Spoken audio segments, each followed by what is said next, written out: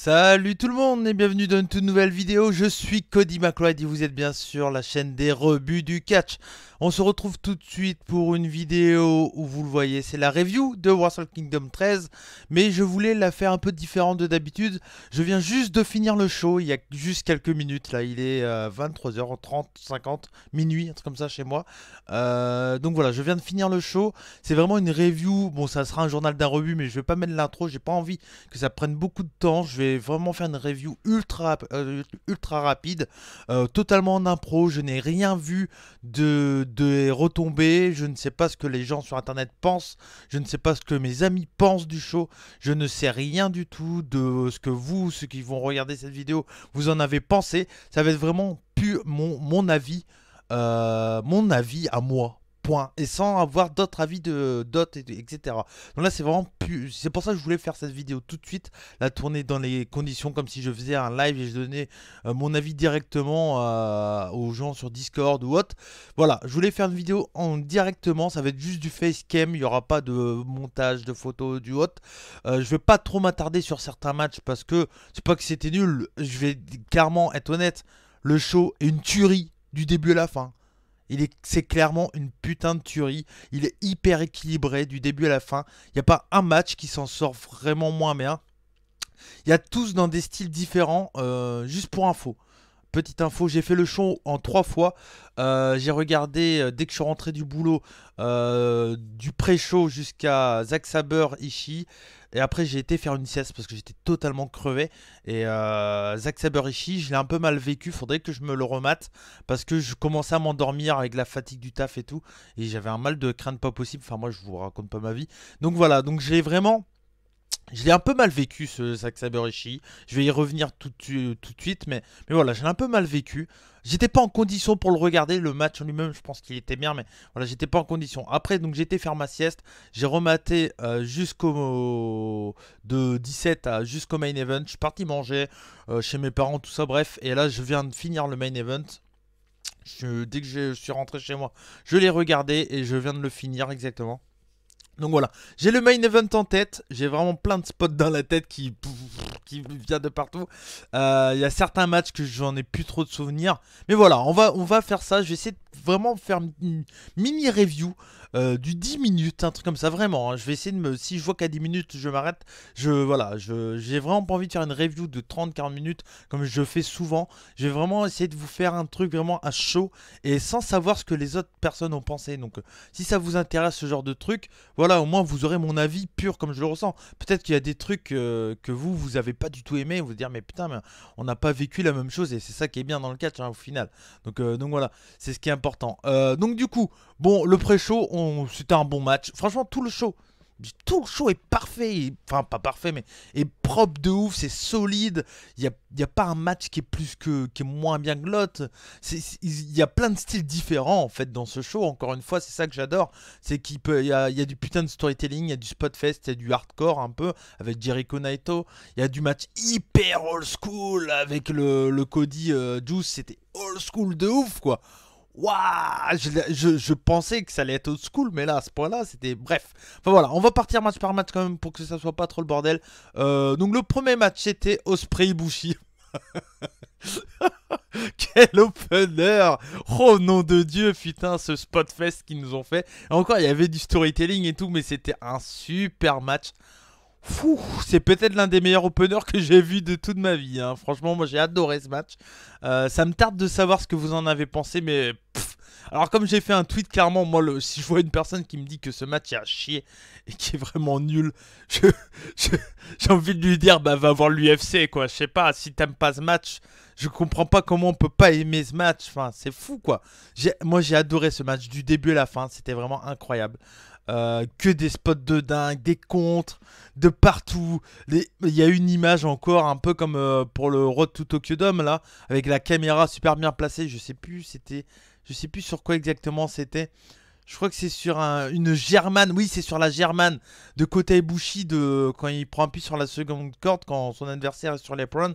Et là, il fait la German et Ospreay tombe sur la tête, puis il s'en bat les couilles, il se relève et là, t'as l'angle de caméra parfait. Enfin, tu commences le show comme ça, tu fais ouais d'accord, ça va être quoi ce show de ouf. ouf. Ouah. Donc voilà, t'as ça. Après, donc super match. Voilà, moi j'ai adoré ce match. Après le tag team. Junior, j'ai pas grand chose à dire, c'était vraiment très très cool, un bon spot fest, ça bougeait très très bien. Voilà, Shingo Kakagi, je sais pas ce qu'il fout en junior, il a clairement, il est tout, certes il est petit, mais il est tellement masse de ouf. Je pense qu'il va pas rester en junior pendant toute sa carrière chez NJP. Il risque d'être un jour ou l'autre en heavyweight, hein. Je pense, j'ai aucun doute là-dessus. En tout cas pour Shingo Takagi. Deux têtes après, qu'est-ce qu'il y avait? J'ai pas la liste comme ça. Qui de toute façon, je vais parler des trucs qui m'ont marqué. Il y a le match entre Zack Sabre et Ishii. J'ai commencé à m'endormir un peu. La fatigue du taf, tout ça. Voilà, c'était pas nul, c'était même très très bien, je pense. Mais faudrait que je me le remate. Je vais pas donner trop d'avis là-dessus. C'est un match que j'attendais, mais la fatigue joue que. Voilà, j'étais comme ça. J'ai des moments de storytelling que j'ai pas trop capté parce que je commençais à m'endormir et que voilà, c'est compliqué. C'est assez compliqué. Donc voilà, limite, je redirai ce que j'en ai pensé après l'avoir revu, que ça soit sur le Discord ou sur mon Twitter, @CodyRebu. Donc voilà, mais je vais pas trop m'attarder là-dessus. Il y avait également le match par équipe heavyweight. Super bien, à part que les Guerriers of Destiny sont totalement passés pour des cons, je trouve. J'ai pas compris le délire de Tamatonga. Ah, je suis un good guy et tout. J'ai pas compris, ça te fait pas gagner, donc pourquoi tu fais ça? En plus, il a commencé à se prendre la tête avec ton Garoa. Je ne sais pas, je ne comprends pas les Guerriers of Destiny. LEG qui gagne, bon bah voilà, pourquoi pas. Pourquoi pas, c'est plutôt cool, voilà. Bon bah sur les Bucks, on s'attendait à ça. Je m'attendais à une conservation de titres, à savoir qu'il n'y en a eu aucune dans tout le show. Ça, c'est assez incroyable déjà aussi, qu'il y a eu que des changements de titres. Je crois pas que quelqu'un a réussi à défendre son titre. Donc voilà, donc c'est cool. Non, franchement, le match par équipe, ils ont fait le taf. J'ai clairement pas grand chose à dire. À part que Guerrilla of Destiny sont totalement cons, quoi. Je comprends pas le délire de Guerrilla of Destiny. C'est particulier. N'hésitez pas à me dire ce que vous en avez pensé dans les commentaires. Ensuite, il y a eu quoi? Qu'est-ce qu'il y a eu? Je suis en train de me rappeler. Qu'est-ce qu'il y a eu? Le match junior, ça doit être le match junior. Ah non, il y a Cody Rhodes, Juice Robinson. Voilà. Cody Rhodes, Juice Robinson. J'ai adoré ce match. Clairement, c'était très old school et ça va pas plaire à tout le monde. Je vois déjà tous les critiques sur internet. Ouais, ce match était nul et tout. C'était old school, c'était du Cody Rhodes, c'était le heel ultime contre le babyface underdog ultime. J'ai adoré ce match. J'ai vraiment pas grand chose à dire. Moi j'ai adoré, c'était court, certes c'était court, mais j'ai trouvé le truc très bien fait.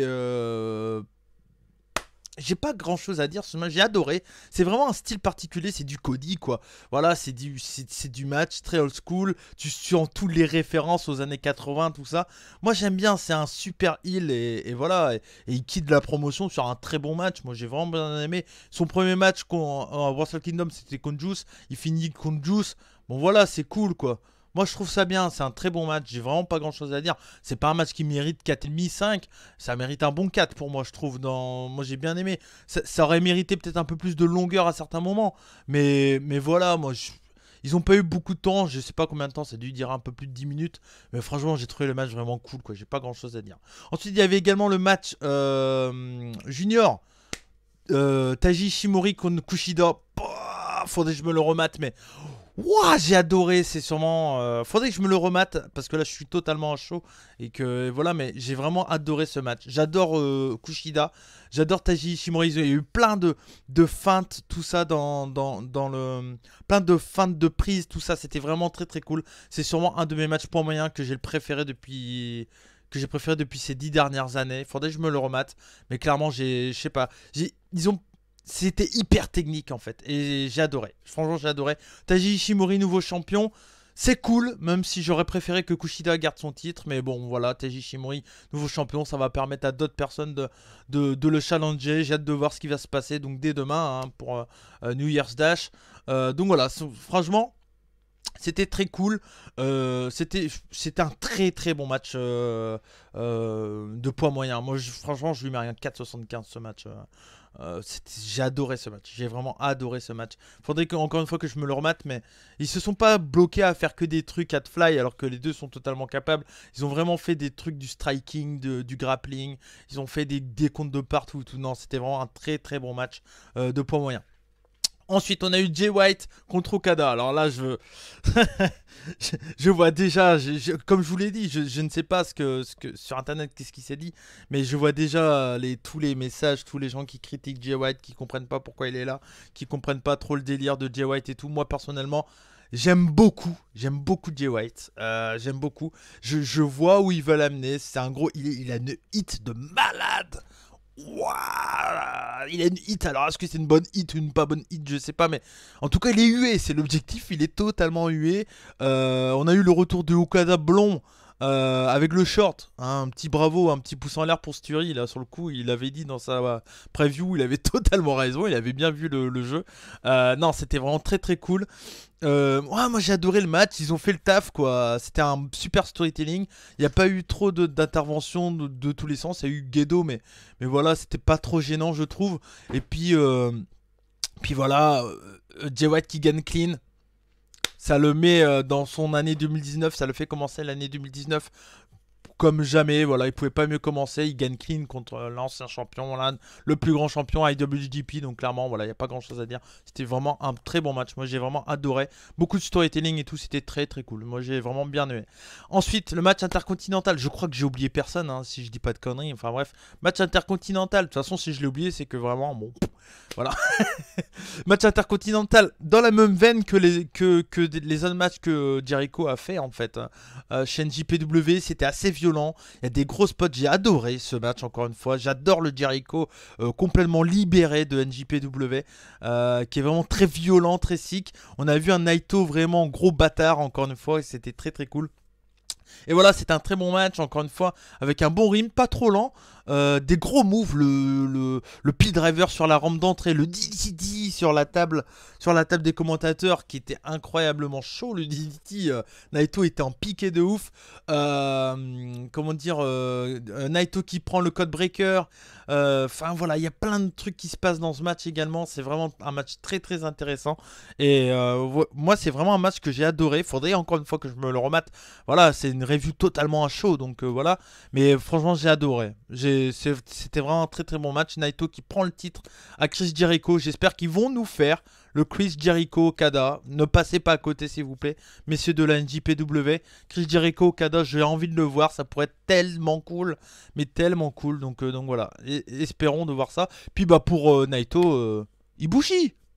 Voilà, Ibushi Naito, Ibushi, il mérite pas d'être dans le truc Never, lui, c'est Ibushi, c'est au moins intercontinental, c'est sûr, c'est sûr. Ou Ishii, allez, Ishii Naito, pourquoi pas, allez, on verra bien. Et pour le main event, quel main event? Quel main event? C'est du storytelling parfait, du début à la fin, ça part dans tous les sens. Le rythme n'est pas trop lent, on a un Omega qui est assez heal quand même, mine de rien.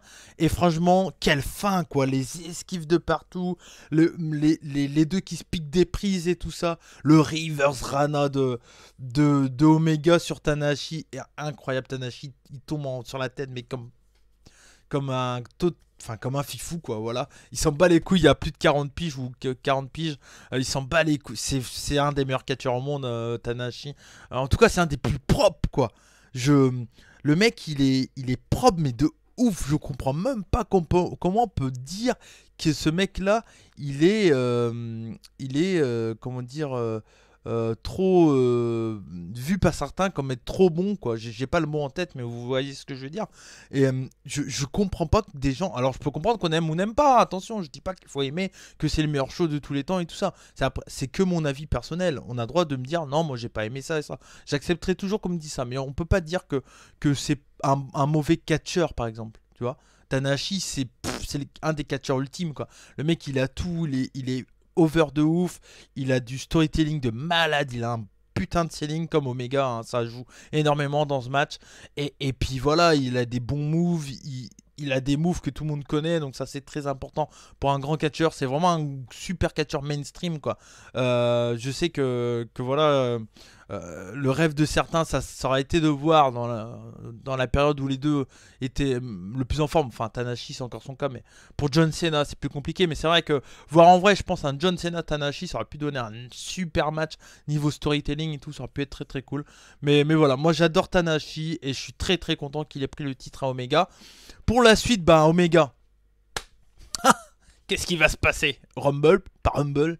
AEW, pas AEW. On sait pas, je vais pas débattre là-dessus, on sait pas encore. J'ai pas du tout été voir internet, donc peut-être qu'il y a des trucs qui ont été annoncés. Je vais voir ça dès que je vais finir la vidéo, mais voilà. Je ne sais pas, on verra bien. En tout cas, voilà, on verra bien. Moi, j'ai passé un super moment devant ce Wrestle Kingdom 13. Je suis très content de l'avoir vu comme ça. Et puis voilà, j'espère que vous, ça vous a plu. N'hésitez pas à me dire dans les commentaires si ça vous a plu également. Je compte sur vous, les amis, pour me dire ce que vous en avez pensé. Et puis, bah voilà, j'espère que cette review express est totalement à chaud de moi-même, Cody, pour la chaîne des rebuts du catch, vous a plu. On se retrouve le 10 janvier pour faire le bilan de l'année 2018 avec Minou qui sera de retour sur la chaîne, bien entendu. On sera en live, on compte sur vous, les amis. Et puis peut-être qu'on reviendra vite fait sur NJPW si Minou a vu le show. Elle pourra dire ce qu'elle en a pensé, bien entendu. Donc voilà, on vous fait des bisous et comme on dit chez nous, banzai. Allez, merci d'être abonné. Si c'est pas le cas, bah, abonnez-vous et un petit like, ça fait toujours plaisir. Allez, banzai.